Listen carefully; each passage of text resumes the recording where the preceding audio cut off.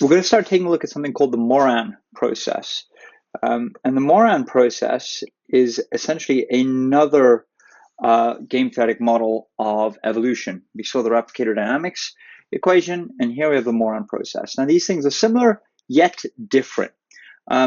So to illustrate this, what we're going to do is start off with a population of individuals. And let's say these are animals, and these animals all share a particular environment. And when they interact with each other over resources, over food, they share that food. Okay, and so if there's any food there, they will share it. This is essentially kind of like the Hawk-Dove game. But all of a sudden, there is a genetic mutation that enters the population, and this particular individual, they, however, no longer share food. They act aggressively. So if they interact with another individual, they will aggressively take all the food. And this is the same setup as we did for the replicator dynamics example, but the difference is I've drawn actual entities. So I have assumed my population has 7 individuals in it. And that's what the Moran process fundamentally does, is it assumes a constant and finite population. And what we do is we represent that population with a vector v, v1 and v2, where v1 is going to be the number of individuals of the first type, so the sharers, and v2 will be the number of individuals of the second type, so the aggressive individuals. As I mentioned before, this model is going to assume that the sum of the VIs is going to be equal to some number n. So in our case, we have a population with 7 individuals, and so we're saying this will always remain the case. Okay, and now one way to do this, there's lots of ways to do this, but one way to do this is to model this using the same game as before, the Hawk-Dove game, which has values a, 2, 1, 3, 0. And that allows us to say, okay, all pairwise interactions between individuals will go according to this game. And then we have 2 things to consider. How do our individuals change over time? From generation to generation, how does our population change? And essentially, at every step, what the Moran process assumes is we have replication and then removal. And the replication step is done proportional to fitness. So the replication step is done proportional to this. And so we can essentially write down for replication that the fitness of individuals of the first type, well, individuals of the first type, they get 2, this value of 2 here, whenever they meet an individual of the first type. And how many individuals of the first type are there? Well, there are v1 minus 1, because there are v1 minus 1 other individuals of the first type. And they get 1 v2 of the time. And if we divide that by n minus 1, this is essentially the average fitness of everyone in our population. F2 is very similar. Individuals of the second type get a 3 every time they interact with an individual of the first type, and they get a 0 every time they interact with an individual of the second type. And we divide all that by n minus 1 again.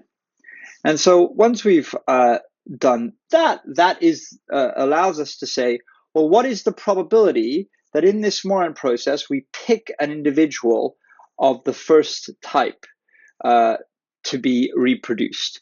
And that probability, or indeed the probability of picking an individual of the ith type, will just be proportional to their fitness. It'll be vi fi divided by v1 f1 plus v2 f2.